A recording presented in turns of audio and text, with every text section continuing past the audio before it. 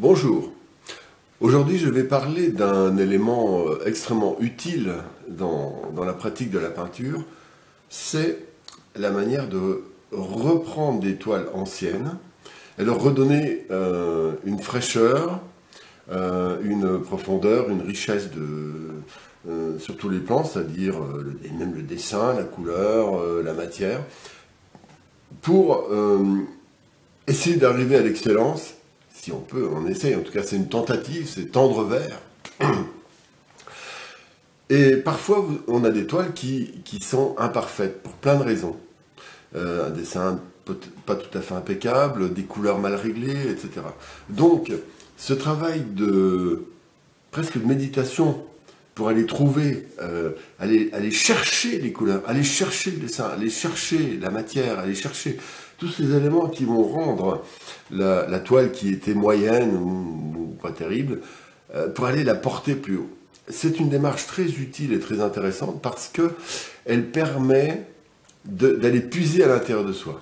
Donc j'ai fait une vidéo sur le peintre paresseux.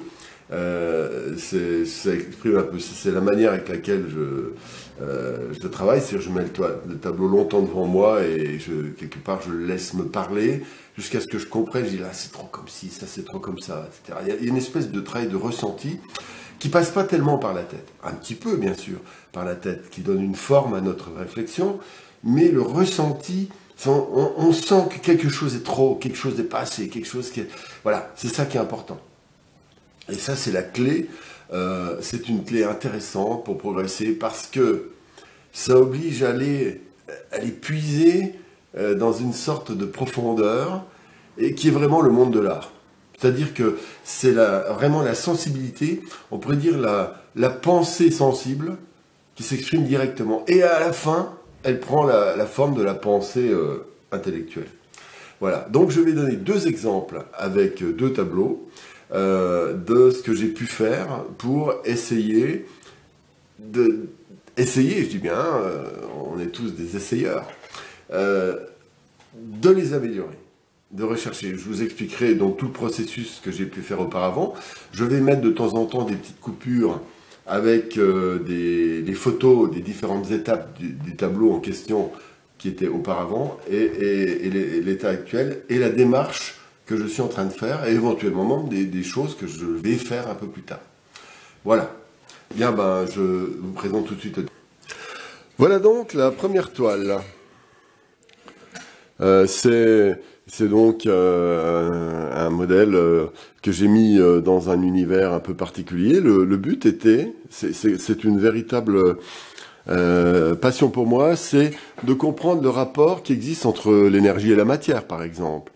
Et donc, une manière de faire des personnages, le personnage est intéressant parce que, bien sûr, il symbolise l'humain et la profondeur d'un regard, et là, il y a tout un mystère, et j'ai voulu le faire naître de l'énergie.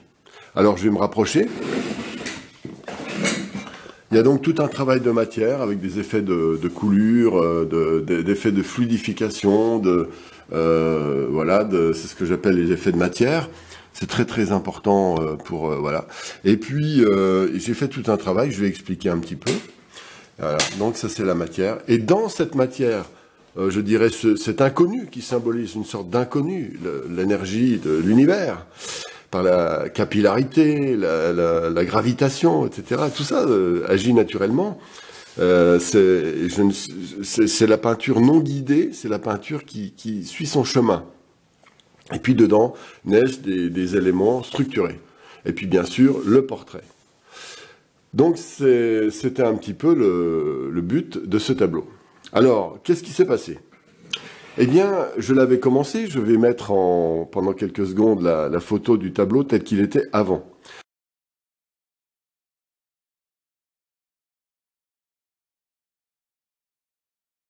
Je l'avais déjà fait presque complètement. Hein, comme j'expliquais, je l'ai donc remodelé.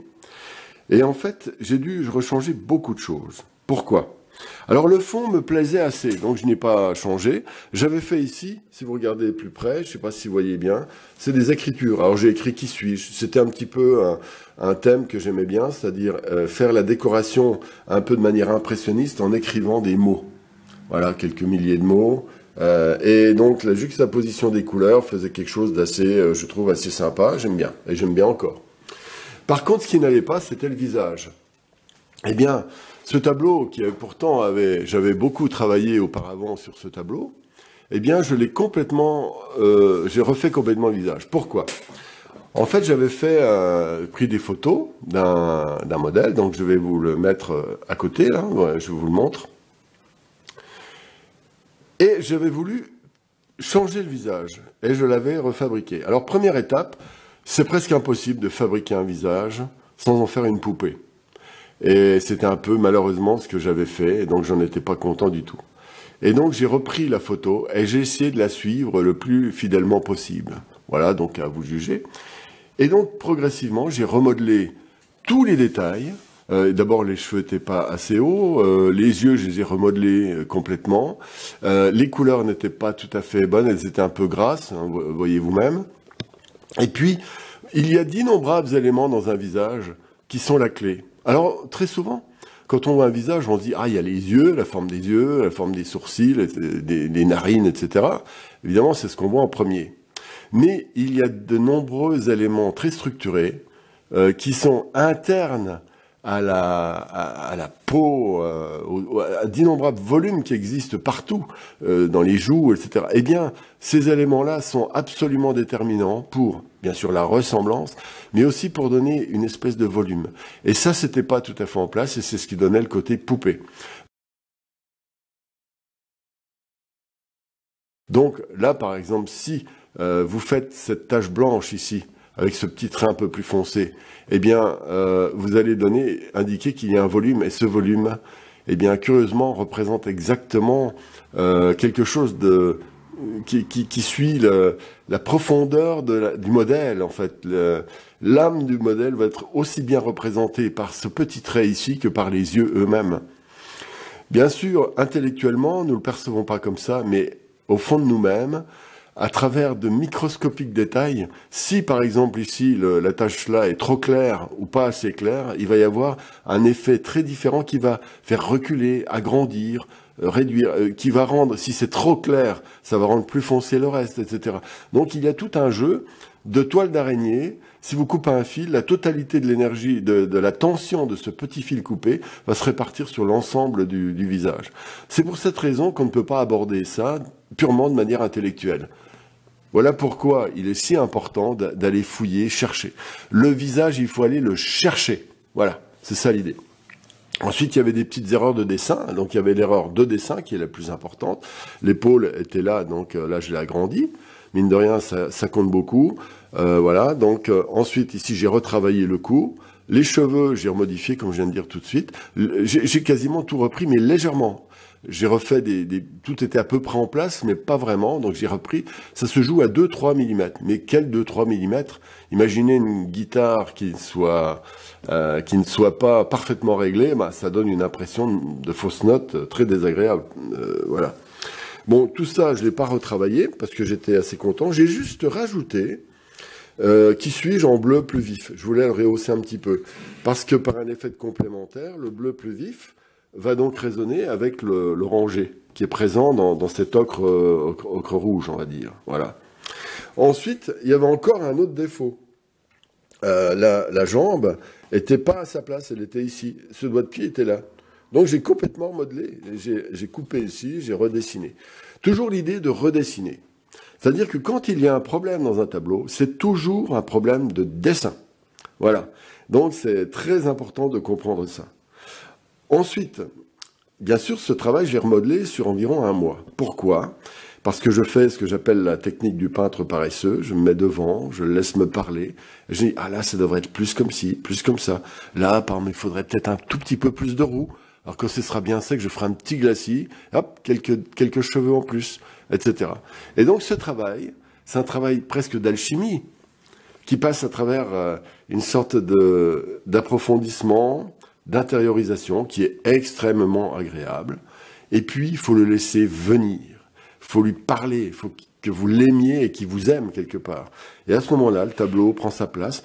Il s'élabore et on ne sait pas pourquoi, quelque chose arrive. Voilà, donc voilà pour ce tableau. Alors, idem pour ce tableau. Ce tableau, donc, j'appelais l'ange en formation ou l'ange RTT. En fait, je voulais créer une espèce d'ambiance un peu mystique, mystérieuse, un peu, une sorte d'ange, femme, ange, etc. Et je l'ai complètement modifié. Alors, qu'est-ce qui a changé? Ici, je vais vous montrer la photo qui est juste, voilà, je la positionne. Ici, donc, j'avais mis une main, comme vous voyez. Le visage était différent. Les fonds étaient différents. Et la lumière, ici, était différente. Voilà ce que j'en ai fait. Alors, qu'est-ce que j'ai fait exactement? D'abord, parlons du visage. Le visage, je voulais lui donner un côté... voilà, c'est l'idée de la Renaissance, vous savez, ces portraits qui étaient humains, mais en même temps pas vraiment, un peu comme des anges, etc. Donc j'ai fait travailler les glacis, j'ai retravaillé d'abord le dessin un petit peu, j'ai cherché les ombres, etc. Et j'ai fait des microscopiques, un travail microscopique avec un pinceau qui poudrait un peu la peinture pour donner des impressions. Voilà, j'ai fait d'abord des glacis pour créer des unités, puis j'ai poudré la peinture, ce qui donne cet aspect un peu peau, justement, pour donner une expression un peu qui vient d'ailleurs. Contrairement à l'autre tableau où je cherchais à le faire le plus réel possible, là je cherche à lui donner un côté vraiment mystérieux et mystique, quasiment. Les cheveux, je les ai repris, voilà, glacis, détails, voilà, puis je referai encore un petit peu, c'est pas tout à fait fini. Alors là, ce que j'ai changé maintenant, c'est l'environnement. Ici, j'avais mis une main. Alors donc, bon, regardez, vous voyez le tableau, enfin la photo précédente. Et là, il y avait l'autre main. Donc, je voulais que ces deux mains en serrent une sorte de boule d'énergie. Mais ça faisait trop, ça faisait un petit peu, vous voyez, ça faisait plus mystique, ça faisait complètement psychorigide, voilà, comme un témoin de Jéhovah. Voilà. Donc c'est pour cette raison que j'ai laissé juste cette main-là qui soutient cette énergie, qui vient un petit peu du ventre en fait, et du cœur, et qui illumine le tableau. Voilà, il y a donc deux mondes, le monde de la lumière ici et le monde du visage ici. Le reste, c'est juste un décor à base de gris. Bon, ça n'a pas une formidable importance, mais ça crée une espèce de relais et surtout le carton qui est quasi terminé ici, ainsi que les planches, donne un peu l'idée du monde tel qu'il est. Voilà, elle est quand même dans le monde. Elle n'est pas dans le ciel avec des planètes. Elle est dans le monde avec des planches et du carton. Voilà, donc ici, j'ai voulu m'amuser un petit peu avec un phénomène, j'ai des amis. Alors, vous voyez, c'est pour ça, des fois, le lien avec nos rapports avec les autres est assez amusant. C'est que là, j'ai des amis tatoueurs et j'ai voulu faire un aigle. C'est-à-dire le rapport entre l'ange et le démon, quelque part l'aigle. Enfin, c'est pas le démon, mais c'est le pouvoir. En fait, c'est une espèce de petit symbole, c'est que la spiritualité, la force intérieure, la magie de l'âme humaine est aussi liée au pouvoir et puis au fait de s'envoler avec la plume. Voilà. Puis c'est un petit peu un clin d'œil à mes amis tatoueurs. Voilà. Le reste, bon, c'est pareil. Le pull, c'est un peu comme pour les planches, c'est le rapport humain. Et puis la lumière. Alors la lumière, j'ai retravaillé, regardez la différence entre le fond, ce que j'ai fait là, et ce que j'ai fait auparavant. Il y a donc des zones très foncées c'est sur la suggestion d'un ami. Effectivement, j'ai hésité parce que je voulais pas trop faire ça, mais pour créer de la lumière, il faut créer de l'ombre. Plus blanc que blanc, comme disait Coluche, ça n'existe pas. Donc j'ai fait plus foncé là. Effectivement, c'est une des options. J'étais pas sûr de le faire, voilà. Et donc j'ai fait cet effet de lumière avec des taches, des effets de matière. Alors des fois avec des traits verticaux, des fois des taches, des fois des projections, des fois des griffures, des fois des estompages, pour faire des effets de matière. C'est-à-dire faire travailler la matière. Comme je suis un peu paresseux, je fais travailler la matière. Voilà, c'est tout bête. Et puis j'ai fait glisser cette énergie de couleur, ces taches, vers le haut, voilà, pour créer un environnement un peu. Et là, tel qu'il est là, il est quasiment terminé. Mais malgré tout, il y a encore des petits réglages à faire, bon, qui seront quasi invisibles. Mais dans ces petits éléments quasi invisibles se trouve souvent l'essentiel. parce qu'évidemment, ils ne peuvent être possibles que parce que le reste est fait comme on a envie, et voilà pourquoi tel qu'il est là, il me plaît, alors que tel qu'il était avant, revoyez la photo, je vais les mettre en comparaison, eh bien, il ne me plaisait pas. Voilà.